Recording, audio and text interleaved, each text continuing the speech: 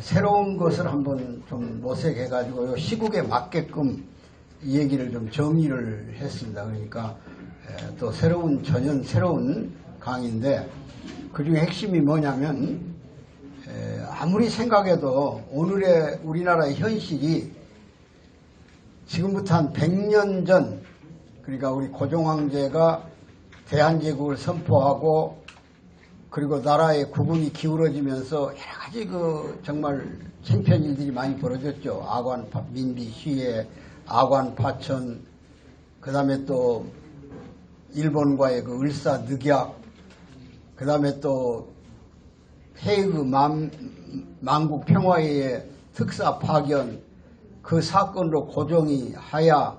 그래서 이 근대사에서 정말 남의 나라도 그런 일이 있었는가 할 정도로 우리는 부끄러운 민족으로서 일상을 가지고 있습니다. 그래서 그 역사를 좀 더듬어 보면서 어쩌면 오늘의 시대가 똑같진 않더라도 그런 책임을 우리에게 묻고 있는 시대가 아닌가, 이런 점에서 조금 되돌아보려고 제가 생각을 했습니다.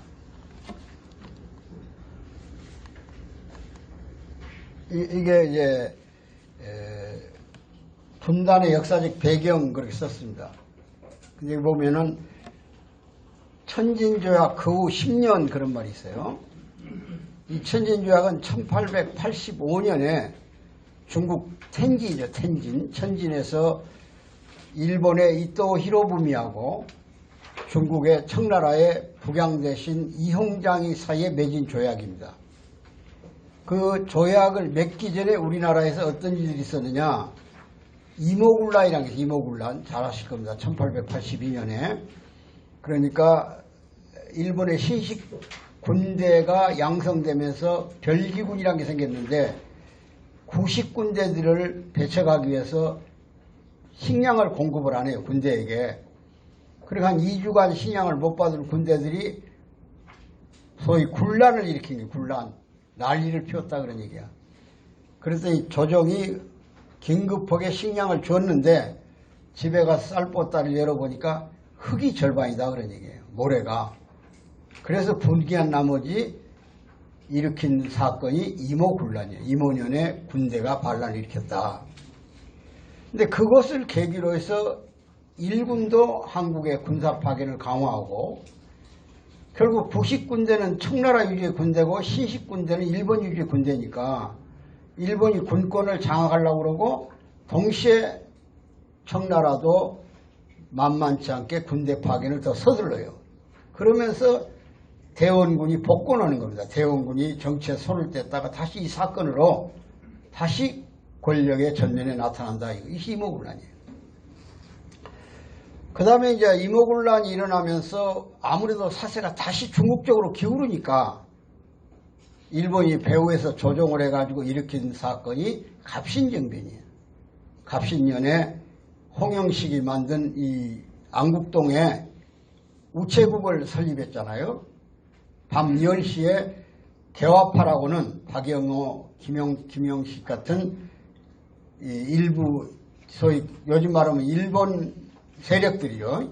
일본을 배경에 없고 우리 근대화를 앞에 내놓고 새로운 권력을 만들어 보려고 했던 사람들에 의해서 소위 쿠데타이라고, 군사 쿠데타는 아니지만은 민간 쿠데타가, 그러나 그 사건은 너무 잘 알다시피 3일 만에 평정이 되고 일본 배경으로 일으켰던 주모자들은 상해로 도망가서 죽거나 일본에 가서 생을 마감합니다. 이 사건이 갑신정변이에요. 이 두 사건은 결과적으로 뭘 불러왔냐면 일본의 군사력 강화와 동시에 청나라의 군사 개입을 더 강화시켰다 그런 얘기죠. 그러니까 조선 문제 때문에 청나라하고 일본이 전쟁을 하게 생겼어요.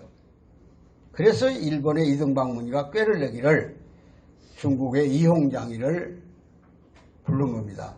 우리 조약을 맺자. 조선 문제 때문에 우리가 충돌할 일은 없지 않냐. 그래서 맺은 조약이 천진조약이에요. 천진조약은 세 가지의 의미를 담고 있습니다. 약속을 세 가지로 했어요. 첫째가 불파병 원칙, 군대를 보내지 말자. 조선에 군대를 보내기 때문에 위험이 증대하지 않냐. 두 번째가 조선에 대한 내정을 간섭하지 말자. 이게 불간섭 원칙이에요. 첫째는 불파병 원칙, 두 번째가 불간섭 원칙이다 그런 얘기예요. 세 번째가 핵문지조 원칙이라는 게 있습니다. 핵문지조 원칙. 그 무슨 말이냐면 어떤 사건이 일어나면 문서로 알리자는 거예요. 서로. 그래서 사전에 조정하자 그 말이죠. 충돌이 일어나지 않도록. 이 세 가지 약속을 해요. 그때 일본은 떠오르는 세력이고 중국은 지는 세력입니다. 청나라는. 그때가 바로 서태후가 집권하던 시대예요. 중국에 가면 아마 북경에 이화원이라는 걸 여러분이 관광해 본 일이 있을 겁니다. 중국 시내에다가 바다 많은 호수를 파놨어요. 그거 무슨 호수냐? 서태후의 여름별장을 짓기 위해서 호수를 판 겁니다. 별장을 지려고. 북경에 바다가 없잖아요. 그러니까 북경 시내에다 호수를 바다만하게 파놨다니까요. 그 돈이 전부가 해군성에 들어가는 예산을 갖다 퍼부은 거예요. 그때 이미 중국은 기울고 있었어요. 청나라는. 그러니까 일본의 요구에 은근하게 받아들이면서 한반도로부터 오랫동안 권력을 장악하고 있었던 것을 내주는 거예요. 이것을 10년간 조선은 외교문서에 이렇게 적어놨어요. 태평성대 10년 그려놨습니다. 오랜 역사 속에서 간섭을 받고 살다가 간섭하던 나라들이 물러갔다 그런 얘기야. 얼마나 편하겠어요. 그러니까 외교문서에 1894년 동학사건이 날 때까지가 우리나라 외교사상 처음으로 태평성대야. 아주 편안했다 이게야. 간섭 없이 사니까. 군대도 안 보이고. 일군, 청군이 다 물러가 버렸으니까. 이게 바로 천진주약 후 10년이에요. 그 기회를 우리가 정말로 잘 살렸으면 나라는 대단히 역사를 바꿨을 겁니다. 근데 우리는 강대국이 떠날 날부터 불안한 거예요. 항상 기대고 산 사람은, 남의 신세 지고 산 사람은 신세가 끝나면 불안해지는 거예요. 사대성이 없어지니까. 어떤 나라에 기대고 의존해야 되는데 친일파가 있고 친정파가 있고 친러파가 있고 친미파가 있었잖아요. 그때 당시에. 그때 러시아하고도 1880년에 수교를 했으니까. 근데 우선 실질적으로 군대를 가지고 있는 두 나라가 물러가 버렸으니 얼마나 편안해졌냐 그런 얘기야. 그럼 이때 조정이 일대 자주적 개혁을 해야 돼요. 그 당시에 서양은 이미 벌써 세계 제국을 만들고 있는 시대니까. 근데 그 생각은 못하고 미래에 갈 생각은 못하고 지금 이 정부 맨날 과거 것만 파헤치듯이 요즘 또 뉴스가 들어보니까 뭐 제주도 해군기지 만든 건 사건 뒤집거리기 시작하더만 또 정권 끝날 때까지 여기 있어 보니까 적폐청산이라고. 옛날에 한 사람들 것은 전부 적폐야. 그런 짓을 한 거예요. 그런 짓을. 그러니까 자연히 나라가 시끄러우니까 뭔 일이 생기냐. 또 어느 편에 붙어야 유리하냐. 이 생각을 하는 거예요. 그래서 다시 친일파의 복구. 개화파들이 몰락했지만 그래도 일본이 근대국가로서 자리 잡은 나라니까 거기 붙어야 된다. 그 다음에 친정파. 그래서 청나라가 우리 옛날에 상관 아니냐. 그러니까 친모파 그래요. 청나라를 그리워하는 파들. 그 다음에 새로운 세력 미국. 친미파. 먼 대륙 대양 건너 있는 미국과 관계를 맺으면 어떨까. 그 다음 친러파. 러시아 제국이 대단하다는데 거기하고 권력을 주고받을 때 우리에게 이권이 오지 않겠냐, 이익이 오지 않겠냐, 이런 식으로 다시 사색당쟁이 벌어진다 그런 얘기예요. 정치가 시끄러우면 제일 처음에 돈을 챙기기 시작한 집단이 관리 집단입니다. 한몫 챙기려고 그래. 나라가 끝판나니까, 판이 깨지니까 한몫 챙기려고 지 몫을. 여기서 일어난 것이 전라도 정읍의 고부현이라고, 지금은 조그마한 촌락입니다만 그때는 현이에요. 현. 지금으로 보면 군 정도 규모. 거기 조병갑이라는 현감이 뭐 전라도 쪽에 사신 분 알지만 그 동진강 다 호남평이 아닙니까? 그러니까 수로가 잘 돼 있어요. 그때도 옛날부터 물줄기가 그 수세량을 받아요. 그때도 이게 수세란 명분으로 계속 세금을 걷어들인다 이게. 안 가지고 두들겨 팬다 이게. 그리고 그 현감은 돈을 걷어다가 주색 잡게 하고 여기서 동학의 접주 그 녹두장군이라고는 전봉중 장군이 중심이 되는 동학이 일어나는 거예요. 동학이 지금 이제 천도교라고 그러는데 과거에는 그 천도교 자체 이름이 동학이야. 그 종교의 중심 세력들이 모여가지고 쉽게 말하면 조정에 대한 새로운 개혁을 요구한 거예요. 근데 그분들은 동학에 대한 의미를 굉장히 뜻있게 얘기를 합니다. 동학은 서학의 반대 개념일 수도 있다는 거야. 그 당시 서양의 열강들이 기술 개발로 상품을 대량 생산해가지고 시장을 확보하기 위해서 병력을 끌고 다니면서 문을 열으라고 압력을 가하니까 우리 정신 차려가지고 전통적 가치 지키면서 서양 사람들의 시장터로 내주지 말자. 그런 민족 자존에 대한 의식을 깨우기 위한 종교운동이 동학이었다는 거예요. 그래서 동학이 일어나는 거예요. 동학을 전쟁이라고 할 거냐, 동학 운동이라고 할 거냐, 난리라고 할 거냐.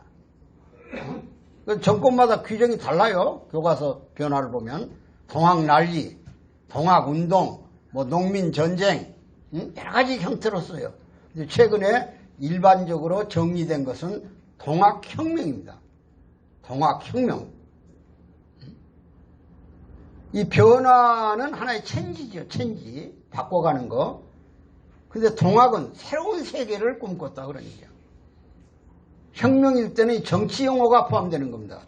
이게 정치 주체를 바꾸려고 할 때 쓰는 용어가 영어로 레볼루션이라고는 혁명인 거예요.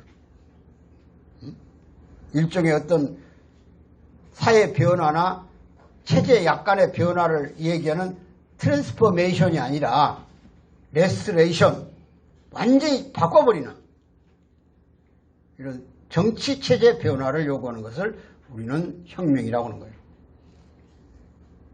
그러니까 이 동학은 혁명이에요. 왜? 그 당시에 엄청난 충격적 정치 체제 변화를 요구했습니다. 첫째가 반상제도의 철폐입니다. 신분의 철폐, 양반 상놈 제도를 버려라 이거예요. 폐기하라는 거예요. 우리는 완전히 계급사회였잖아요. 그 당시에.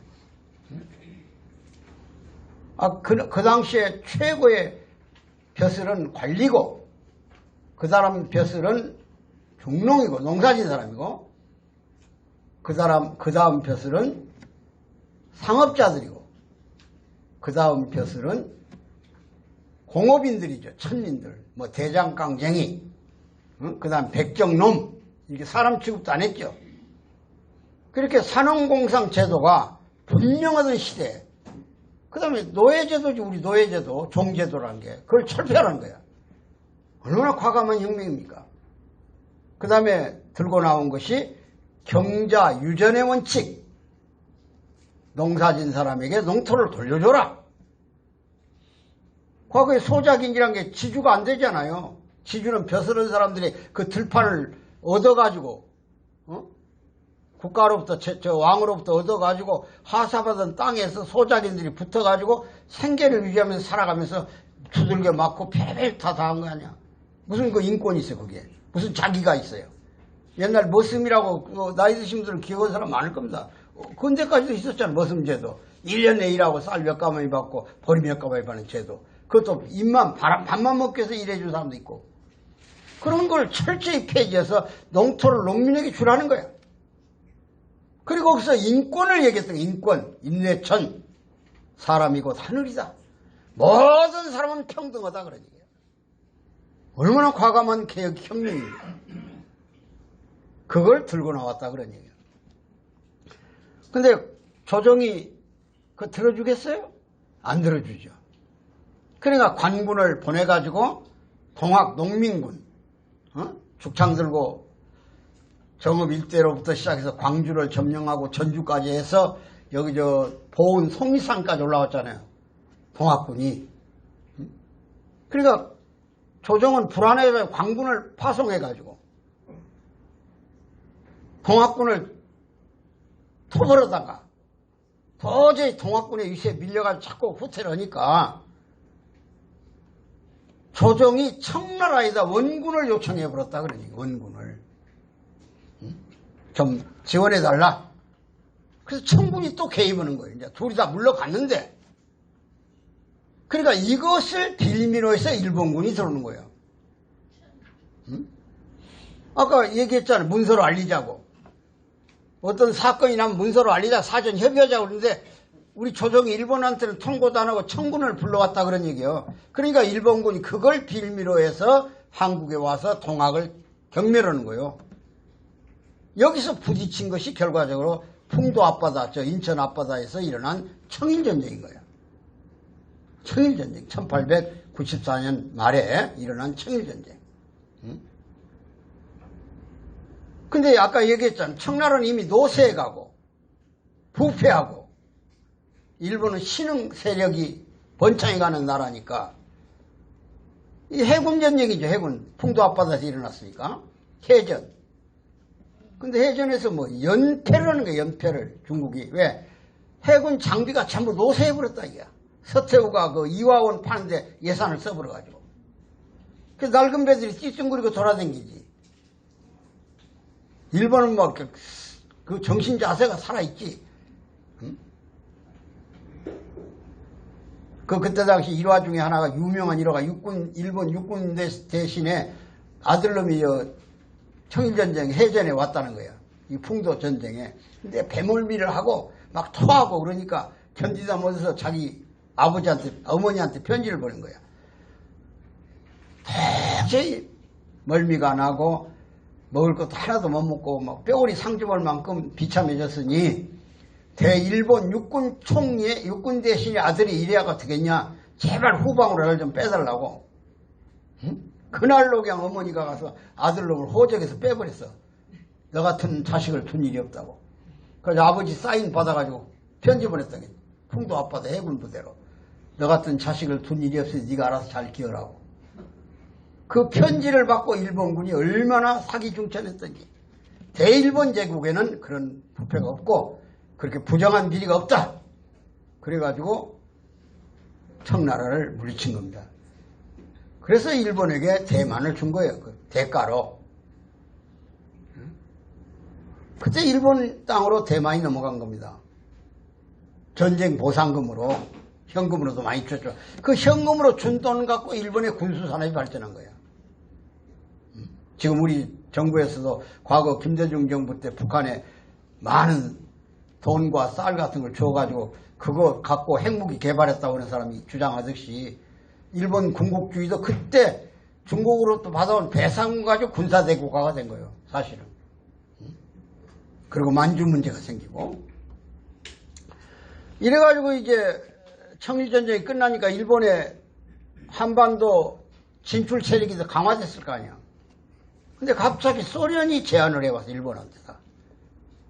너 혼자 먹지 마라. 한반도를 39도선으로 분할하자.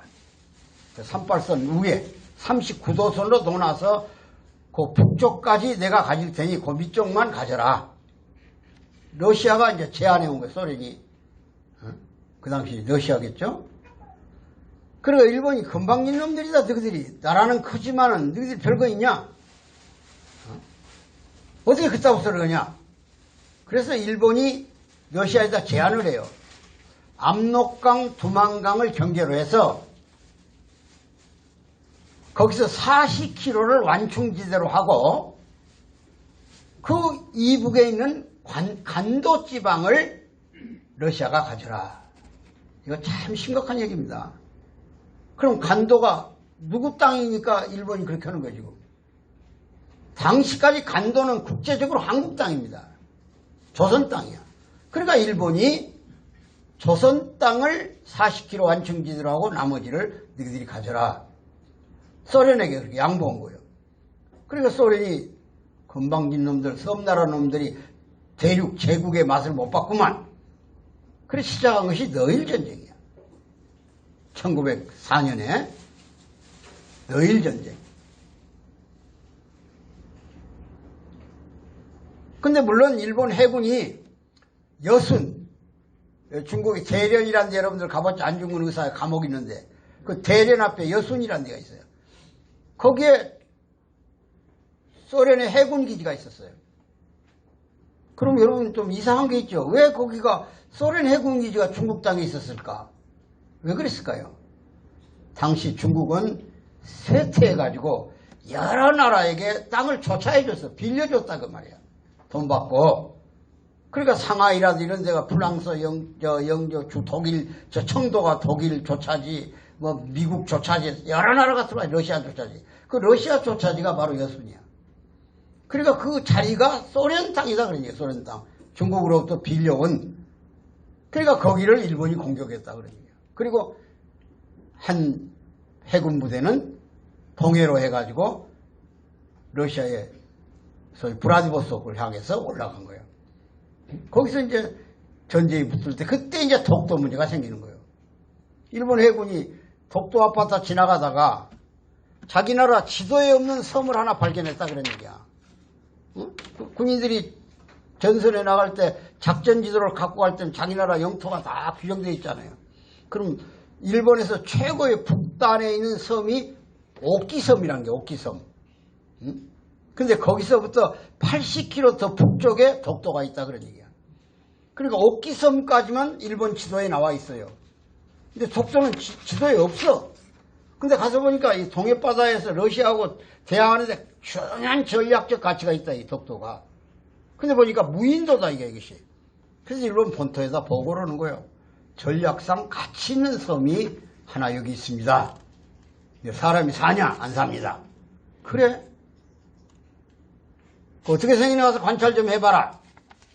그래서 가까이 가서 보니까 꼭 대나무 죽순처럼 생겼다, 두 개가. 동도, 서도가.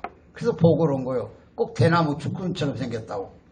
그래서 일본 본토에서 연락이 오기를 지도에다 그려 넣어. 다케시마라고. 죽도라고.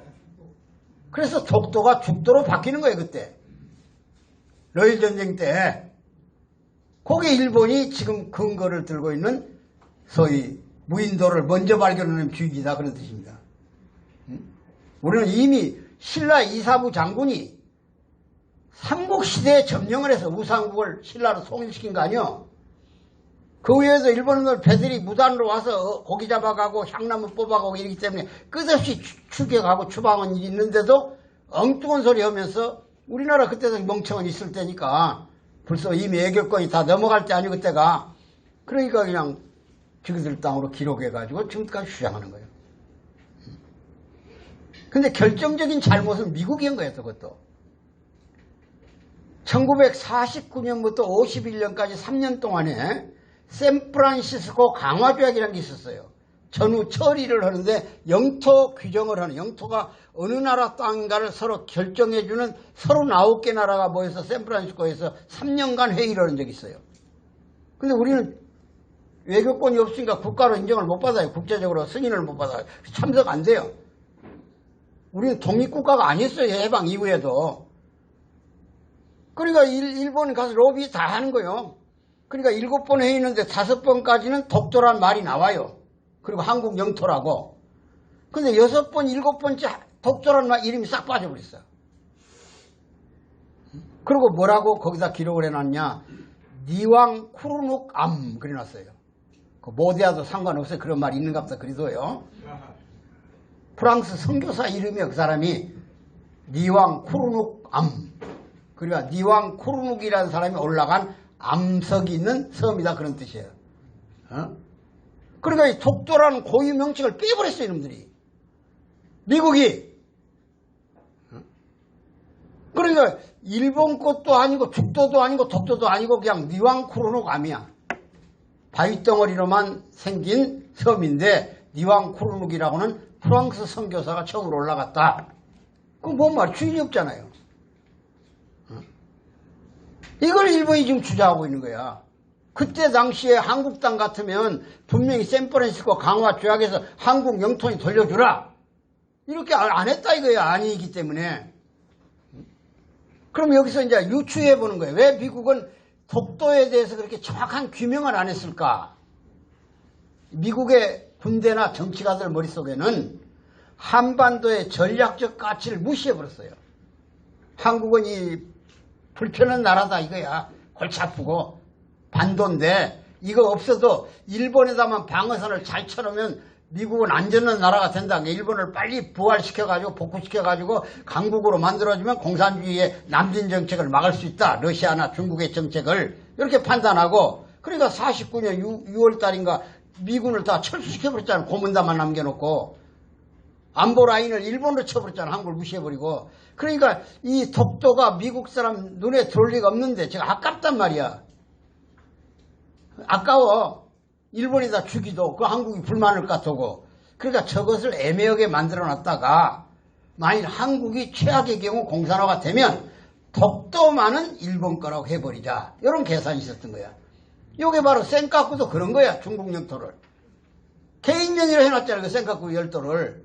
그러다가 그냥 동경으로 납품은 개인이 동경 도시에다 팔아버리니까 지금 중국이 지금 성질 나가지고 난리 난 거 아니야. 그것도 바로 중국의 부상이 해양으로 나타났을 때 일본 영토에 가해지는 피해에 대한 생각을 미국이 했어, 하기는. 그런데 이걸 어느 쪽에 유리하다고 판단했냐? 최악의 경우 독도가 분리할 때는 일본 땅이라고 하는 것을 주장하면 러시아가 가져가지는 못할 거 아니냐. 이렇게까지 생각한 것이 아닌가. 미국 사람들 물어보진 않았어. 뻔하지. 뒷곡지 쳐다보면 많은 거지 그런 거야. 응? 박수나 한번 치셔. 심각하게 생각하지 말고.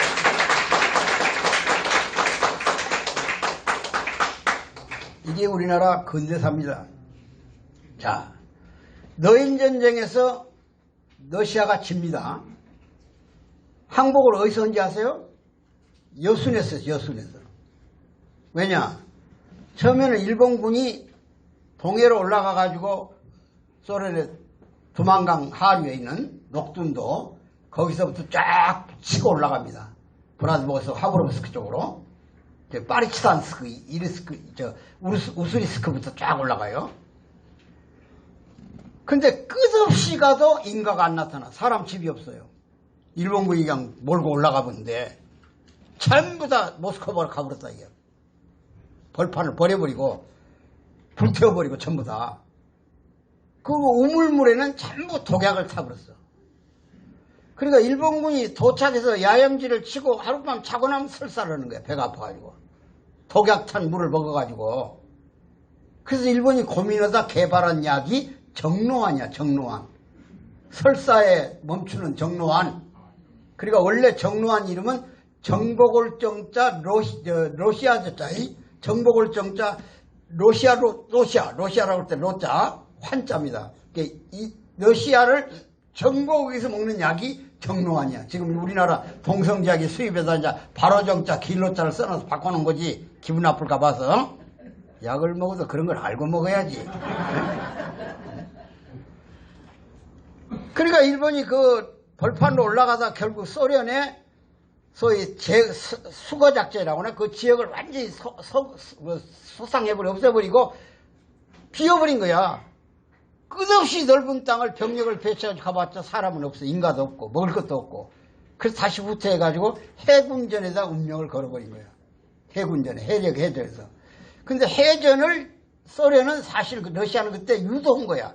왜? 세계 최강의 러시아의 해군력을 자랑하고 있었어요. 응? 그래서 지금 말하는 극동함대. 그러니까 소련 해군이 최고로 강한데 일본 해군이 청나라 이겼다고 해서 그거 지그들 오면 그냥 다 하루아침 거려도 안 된다 이렇게 판단했거든요. 근데 그 극동함대가 이제 쫙 여순으로 밀고 내려와서 이제 일본 함대하고 부딪히면 될 거 아니요. 근데 이 브라디보스토크는 부동항이잖아. 부동항. 얼음이 어는 항구다 그 말이요. 그러니까 못 내려와요. 겨울 전쟁이라. 그래서 할 수 없이 저쪽에 말라카 해변하고 필리핀만에 있잖아요. 거기를 돌아서 오면 한 달 만에 오는 거예요. 여순항까지. 러시아 해군이. 근데 영일동맹을 맺고 있었으니까 필리핀에 주둔하고 있는 영국 군대가 그 말라카 해협을 막아버렸다 그런 얘기야. 너희들이 만일 그 해안을 뚫고 넘어가면 너희들 배에다 공격을 하겠다고 영국이 선전포고를 해버렸어. 그러니까 러시아가 깜짝 놀래가지고 그 군함을 다시 배를 머리를 돌려서 저 아프리카 희망봉으로 돌아서 오는 거야. 1년이 걸렸어. 여순까지 오는데. 어? 그 배는 끄덕끄덕 오긴 왔는데 식량 떨어졌지. 군대들은 병이라도 다 죽어버리지. 배 안에는 쥐새끼만 돌아다녀. 어? 끄떡끄떡 오긴 왔어. 여순까지. 소련 함대가. 근데 병력은 다 거의 소진해서 병들어 죽고 식량은 떨어지고 쥐새끼만 왔다 갔다 했다니까. 그때 일본이 여순에 있는 205고지라는 게 있어요. 205고지. 200m가 조금 넘는 산이 하나 있어요. 여순에. 그 동네 뒷동산 200고지한 해발, 그런 산 하나를 점령하는데 일본군 병력 6만 명이 죽었어요. 그 고치를 점령하려고. 왜 그랬냐? 그 당시에 일본이 가지고 있는 최고 장거리 무기가 요즘 미사일인데 그 당시는 장거리 기관단총이 있었는데 750m 나가는 기관단총을 일본이 가지고 있었어요.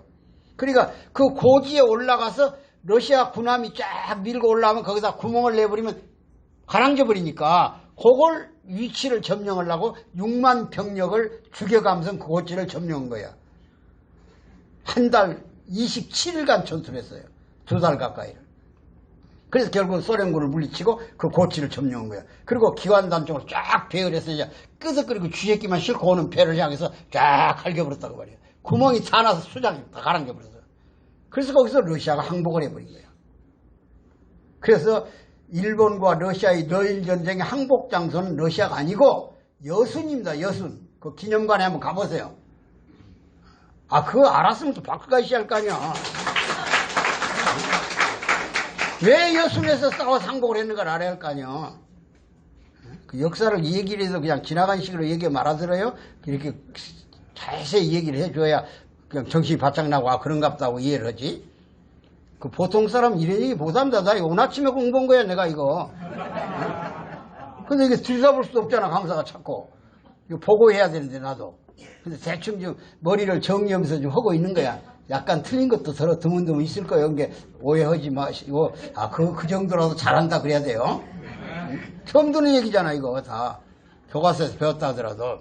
그래서 거기서 항복을 한 거야. 자, 러시아까지를 이겨버렸잖아 일본이. 그리고 한반도의 점령에 완전한 장벽이 사라져버렸다. 방해할 놈이 없어. 다만 미국 한 나라가 혹시 일본의 한반도 진출을 방해할 것 같다 그런 얘기야. 그래서 재빠르게 일본 외상하다가 수상이 된 가찌라는 놈이 있어. 가찌라. 이 놈이 미 육군 장관 데프트를 동경으로 부르는 거야. 1905년에 불러가지고 술집에 가서 잔뜩 술을 먹고 요즘 버냉킹처럼 색시까지 제공해주고 아주 미국은 코도 큰데 그냥 완전히 돌아버렸어. 그냥 얼마나 취했던 이놈이 3일 안 먹고는. 그리고 거기서 합의를 해. 요걸 갖다 가치라 데프트 미약 그러는 거야. 뭐 일본은 공식적으로 인정 안 해 지금도. 그런 일 없었다는 거야. 그러나 일반적 역사가들은 그걸 미략이라고 그래. 동경미략. 미략. 뭘 미략했냐. 영국이 물러간 자리를 필리핀을 인수해서 불편하게 거기 자리 잡고 있는 거야. 필리핀에. 그러니까 미국은 합법적으로 주변 국가로부터 필리핀의 주둔지를 결정한 데 대해서 정당성을 인정받고 싶을 때입니다. 근데 일본은 이걸 미끼로 해서 필리핀의 미군 주둔을 정당화시켜주고 국제적으로 인정해주고 그 대가로 한반도에 진출하는 것을 미국으로부터 양해를 얻어냈다. 그게 정설이에요. 이걸 가츠라 데프트 미략 그러는 거야. 그걸 기반으로 해서 11월 달에 을사늑약이 이루어지는 거야. 늑약, 을사조약이라는 거죠. 그러니까 우리나라에서 그때부터 이제 총독 정치가 시작되잖아요. 거의. 그러니까 외교권, 국군 통수권이 없어요. 을사늑약의 주모자가 이완용 일당들 아니요.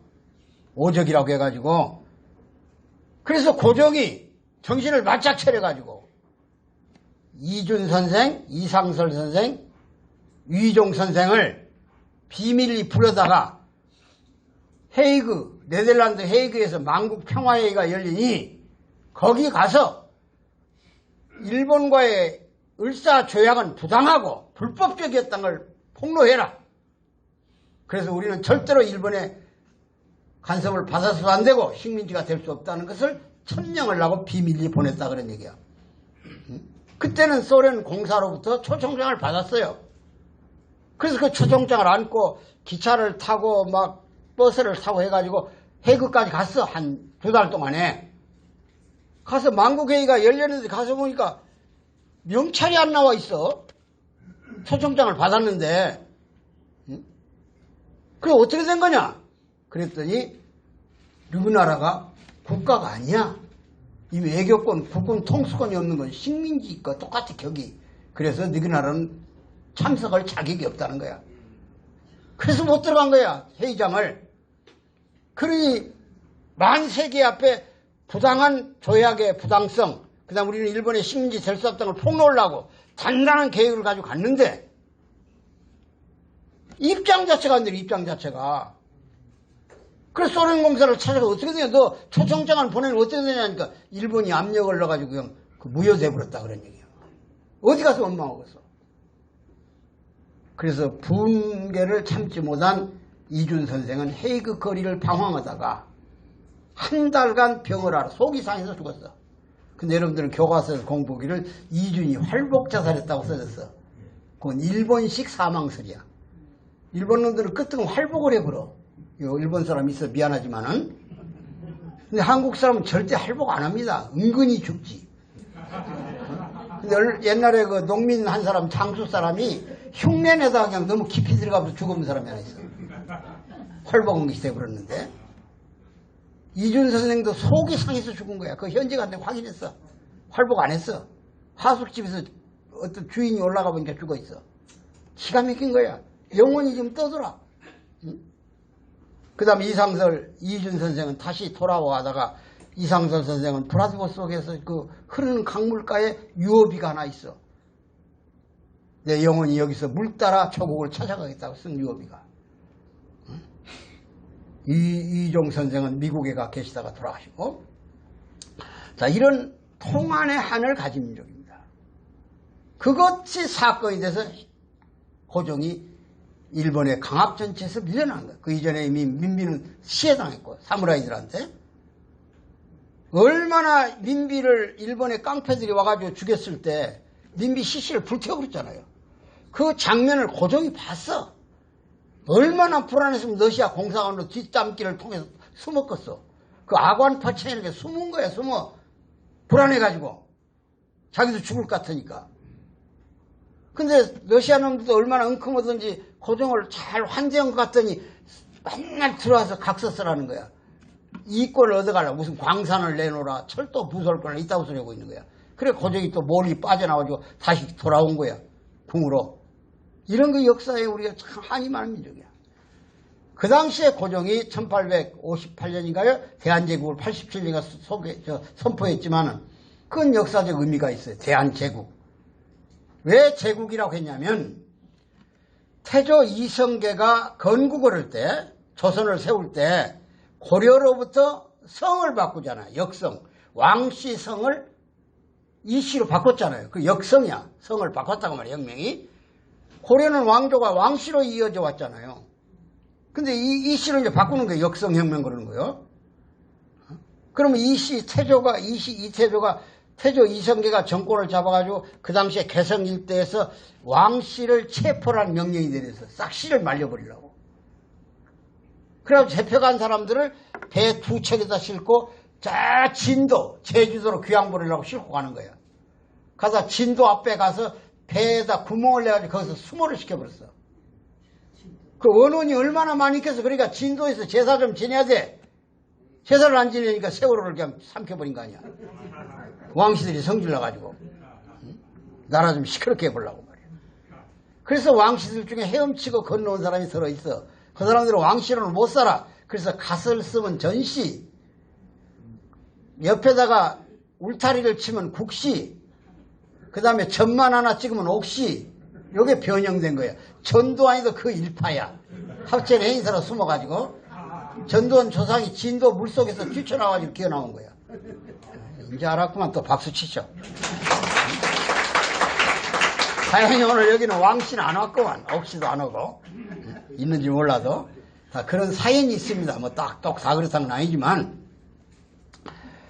그래서 태조 이성계가 중국 명나라로부터 이제 나라를 세웠으니 명나라로부터 지위를 받아야 하잖아요. 우리가 정치적으로 좀 편안한 입장이 아니니까 우리가 그걸 뭐 식민지라고 표현까지는 못해도 정치적으로 우리가 자연스럽지는 못했다 그러니까 항상. 예를 사극에 보면 만날 세자 책봉할 때는 중국까지 가서 황제로부터 뭘 받아와야 되는 직서를. 그 얼마나 불안해요. 그 다음에 제일 조정이 불안한 때가 언제냐. 여기 저 서대문에 가면은 그 무학재 있죠. 거기에 중국 청나라나 명나라에서 사신이 오면 거기가 이제 소위 주둔지야. 거기서 머물면서 한국의 정세를 잘 판단한 뒤에 뭘 요구할 것인가, 황제 앞에는 뭘 가져갈 것인가를 작성한 뒤에 조정으로 들어오는 거야. 사전에 다 정보를 탐색해가지고. 그러니까 거기다 우리가 독립문을 세운 거야. 그 독립문을 세운 이유도 중국으로 또 독립됐다고 하려고 서대문에 독립문을 세운 거야. 그것도 잘 모르는 사람이 드문드문 있더만 보니까. 그러니까 그 자리가 한이 서린 자리입니다. 무학재 자리가. 어쨌든 간에 중국으로부터 자유롭지 못했는데 중국이 우리나라에 하사한 게 두 가지야. 첫째는 국호를 조선이라고 해라 그런 얘기야. 조선. 국호. 조선이라는 것은 우리가 말하는 조선은 당군조선에서부터 온 걸로 우리는 알고 있어요. 또 그래야 되고. 근데 중국이 명나라 시대 준 조선은 기자조선으로부터 조선이야. 기자가 중국 사람이라는 거요. 그 사람이 세운 나라라는 거야. 지금 평양 그 당시에 고구려라는 그런 나라들이 다. 그러니까 조선이라는 국호를 주었고, 두 번째는 연호를 우리 것을 독자적으로 못 만들게 했던 거예요. 연호를. 그리고 세 번째로 한 것이 왕 위에다 뭘 엮지 마라. 중국은 황제나 천제야. 정치를 통합하면. 근데 조선은 조선조 500년 동안의 왕들은 전부 그냥 왕이야. 태정태세 문단세가. 근데 처음으로 고종이 황제에 그려버렸다 이게야. 그러니까 중국으로부터 정치적 자유를 선언하는 거예요, 이것이. 황제. 그리고 고종이 연호를 또 만들잖아요. 그러나 국력은 이미 지쳤고, 일본은 자꾸 호시탐탐 노리고 있고, 뭔 힘이 있어가지고 황제 즉위식이 대단했겠어. 그나마 콧대 높은 민비마저도 시해당해버렸고, 비참해져 버렸잖아요. 그때도 정신이 바짝 나와가지고 학자들 몇 불러다 6.1진 이런 사람들 6.1진 같은 불러다가 중립파를 한번 연구해보고, 미국에도 중립파를 얘기하고, 러시아에도 얘기하고, 일본에도 얘기해봐라 그런 얘기야. 근데 반응이 안 와, 한 놈도. 우리는 지리적으로 중립화해야 할 조건이 충분히 있는 나라 아니에요. 그러니까 중립화도 그냥 하고 싶다고 하는 게 아니에요. 중립화는 세 가지 유형이 있어요. 주변국이 그 나라 때문에 충돌이 잦아지면 중립화를 시켜주는 경우가 하나 있어요. 그걸 주변국 요청에 의한 중립화 그래요. 주변국 요청에 의한 중립화. 그게 스위스야. 유럽 여러 나라가 스위스 때문에 사르 쟁탈전이 벌어지고 막 나폴레온 이전 시대부터 그러잖아요. 그러니까 이 스위스를 중립화 시켜버렸어. 빈해 이후에 1850년, 55년 그렇죠. 그 다음에 이제 자기가 독자적으로 중립화를 선언해가지고 주변 국가로 또 인정받는 주변국 보장형 중립화가 있어요. 그게 중미에 있는 코스타리카라는 나라야. 거기는 자기가 스스로 중립화를 선언해가지고 미국으로부터 인정받고 주변에 있는 뭐 나라들로부터 인정을 받는 거야. 이미 이제 공식화돼서 코스타리카도 중립국가고 중남미에 있는 스위스입니다. 스위스. 일본, 미국 사람만 10만 명이 살아요. 전체 인구가 한 550만 되는데. 군대가 없어요. 그 코스타리카도. 경찰만 있고. 그 다음에 묵시적 중립화가 있어요. 묵시적 중립화. 그냥 중립화가 저절로 돼버려. 누가 말 안 해도. 그게 어디냐? 바티칸 왕국이야. 이태리 로마에 있는. 그것도 중립이야. 누가 이태리가 인정하는 게 안 해도 중립파야. 세계적 바티칸 신도들이 그 나라를 교황의 나라, 아주 그 바티칸 왕국이야. 그렇게 인정하니까 스위스 정부도 관여를 못해요. 그것이 묵시적 중립화 국가야. 근데 그때 당시 우리나라를 중립화를 시킬 만한 조건이 안 돼요. 왜냐면 먹어버리라고 하는 판인데. 중립화 시키면 못 먹잖아, 일본이. 그러니까 일본 안 들어주죠. 미국도 일본하고 짝짝꿍 돼 있으니까 일본 비유 못 건들잖아요. 러시아도 이거 먹으려고 남진해 오려고 하는데 그 구태 중립화 시켜가지고 정치적으로 골치 아플 필요 없잖아요. 그러니까 반응이 안 와. 그래서 결국은 비운의 운명을 가지고 대한제국은 사라져간 거야. 이게 좀 우리 근대 백년사에서 3.1운동 이전에 있었던 일들이야. 1910년 합방이 됩니다. 그리고 우리나라는 비참하게 일본의 식민지 36년으로 들어가는 거예요. 그러잖아요. 그런데 19년에 불과 9년이 됐는데 3.1 독립운동이 일어나요. 물론 그 독립운동은 연원을 찾아보면 웰슨의 미국 대통령 웰슨의 민족 자결주의 원칙이 선언됐어요. 그 당시에 1월 달에. 그리고 2월 달에 동경에서 우리 유학생 또 여러 가지로 그 공부하는 학생들 지식인 중심으로 200명 정도가 모여가지고 2.8 독립선언을 주장해요. 그때 그 독립선언서를 이광수 선생이 썼다고 그래요.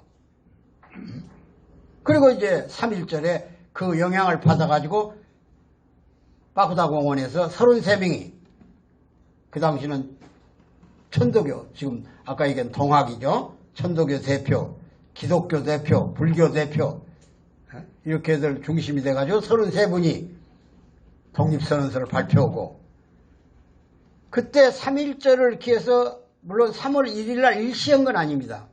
3월 한 달 내내 했어, 전국적으로. 그러나 그 분포를 보면 저쪽에 있는 해산진, 백산 밑에 거기서부터 제주도의 서귀포까지. 야, 그때 무슨 뭐 이런 통신시설이 있는 것도 아니고 누가 전화로 연락해서 지휘부가 있어가지고 며칠 날 만세운동을 해라는 것도 없고 그런데 전체적으로 동원된 인원을 115만 명에서 250만 명까지 통계를 보고 있어요. 3.1 독립운동에 동원돼 나온 사람이, 만세 부른 사람이. 그러면 그 당시 우리나라 인구가 얼마냐? 2천만. 2천만의 10분의 1, 200만 잡고라도 독립운동에 나섰다 그런 얘기야. 정말로 기가 막힌 얘기입니다. 이건. 세계사에 없는 거야. 한번 상상해보세요. 어떻게, 어떤 시설, 누가 지휘부가 있어 조직을 했냐고, 명령을 했냐고 말이야. 누가 연락을 갔냐고, 무슨 봉화프로 올렸냐고 말이야. 민심이야, 민심, 순전히. 아무데나 모이면 태극기가 나오고 만세 삼창이 나온다. 이게. 참 신기하잖아요. 독립운동 3월 한 달 동안에 독립만세를 부르다가 죽은 사람이 7,600명, 다친 사람이 16,000명입니다. 그것도 정확한 통계는 아니겠죠. 그러나 대충 그렇게 보고 있어요. 뭐 우리 대통령이 한 얘기니까, 문재인 대통령이 지난번 3.1절 기념식 때 한 얘기야. 그런 희생자가 나왔다고. 수많은 사람이 얼마나 억압을 받고 그제도 투옥당하고 그랬습니다. 그 중에 우리가 대표적인 인물하면 유관순을 떠올리는 거예요. 유관순은 우선 나이가 어리잖아요. 이화학당에 다닐 때니까. 우리 나이로 18, 만 17세예요. 그 아우네 장터에서 서울에서 탑골공원에서 그 현장을 다 보고 자기 고장으로 내려가서 4,000명을 불러 모았단 말이에요. 불과 며칠 동안에 3월 6일 날이니까. 근데 그 현장에서 어머니 아버지가 총살당해요. 같이 만세 부르다가. 유관순 체포돼가지고 공주교도소에 갔더니 오빠가 독립만세 부르다가 체포가 있어요. 또 가족 전체가 나라의 독립을 위해서 목숨을 던진 거예요. 공주교도소에서는 형을 3년 5개월 받았습니다. 그러나 서울에 와서 요즘 말하면 고등법원에서 재판을 받았어요. 서대문 교도소로 이감되면서 판사한테 소리 지르고 욕짓거리 독립을 막 외쳤다고 해가지고 3년 반을 더 받아가지고 7년형을 받았어. 물론 2년이 다 안 돼서 옥중에서 사망 원인은 방광염 파열이야. 얼마나 소변도 못 보게 억압을 하고 탄압을 했으면 오줌깨가 터져버렸겠어. 한번 상상을 해보세요. 어떤 고문을 받았겠는가. 그 당시에 지금도 별의별로 여자들의 수치스러운 고문이 있는데 그 18 나이의 그 여성에 대해서 어떤 고문이 있었겠는가. 손톱을 빼버리고 발톱을 빼버렸어요. 그리고 판사가 마지막에 할 말이 있냐. 사형언도를 내려놓고 이제 하도 바락거리고 그 안에서 서대문 교도소 안에서 형무소 안에서 독립운동을 하니까 그래서 이 판사 앞에서 뭐라고 했습니까? 목숨이 하나인 게 원통스럽다. 하나가 더 있었더라도 독립만세를 부를 것이다 그랬어요. 얼마나 위대합니까? 응? 그래서 우리는 유관순 열사를 잊을 수가 없는 거예요. 그런 정신, 독립의 정신, 호국의 정신이 여성의 몸으로 어린 나이로 당당히 일본의 권력 앞에서 목숨이 하나인 것이 원통하다. 하나가 더 있었으면 또 독립을 외친다는 말을 할 수 있냐 그런 얘기야. 뭐 잔다크? 어림도 없는 소리입니다. 세계사에 없는 거야. 그런 여성이 없어요. 네. 오늘 누가 시작해서 치면 되어서 알아서 할 일이지. 그 다음에 우리는 안중근 선생 그 이전에 대단한 거 아니야. 브라디보스에 가면 그분이 단지동맹 맺은 데가